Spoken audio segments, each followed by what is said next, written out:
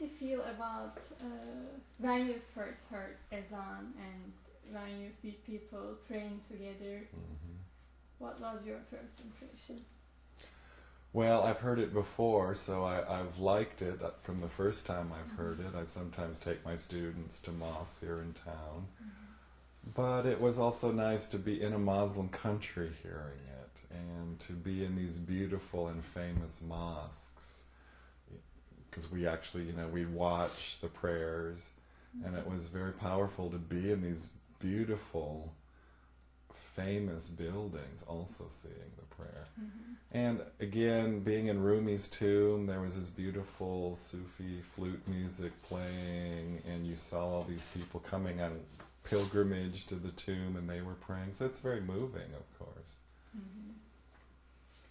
A few days ago there was a caricature about Prophet Muhammad on one of the French magazine, and before one of the Denmark magazine, and it was depicting Prophet Muhammad as a bomb. Yes. What would you say about that? That was very unfortunate. And I don't think these people in Denmark understand Islamic culture and understand that that wasn't appropriate. I don't think it would be any more appropriate to depict Christ in a similar way, and maybe if they were told that, maybe they would have understood. At the same time, I do have this concern. That cartoon was depicting a stereotype some Europeans have. I think, unfortunately, the violence we're seeing on the part of some Muslim countries plays into that stereotype. So I have very mixed feelings. Because if you only see Islam on the television, at least in the West, what do we see? We see fanatics throwing bombs, shooting guns, even if it's just a funeral. I'm not even talking about the war in Iraq. I'm just talking about what we see. And if that's all you see, many people are going to exhibit these prejudices, and they do so in my classes. And it's very difficult for me to give a more balanced treatment. But I guess to reiterate, I don't think that cartoon was appropriate. And I wish it hadn't happened. But I also wish some Muslim communities could be a little more, or a little less violent in their reaction as well. I understand why, but I'm not sure displaying that level of violence is going to help the situation. Is there anything that you want to share with us beyond these questions about Turkish culture, or you talk about people's hospitality or friendship you have? Well, I think I can say very strongly how much I appreciate the people who made our trip possible, who showed us these beautiful places.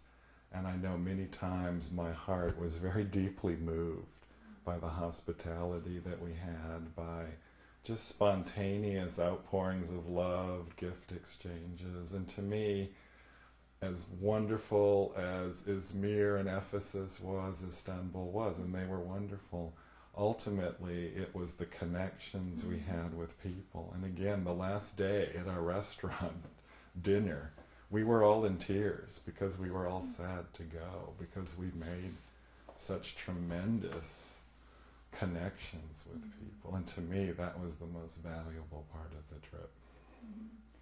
Would you go to Turkey again, or would you advise your friends?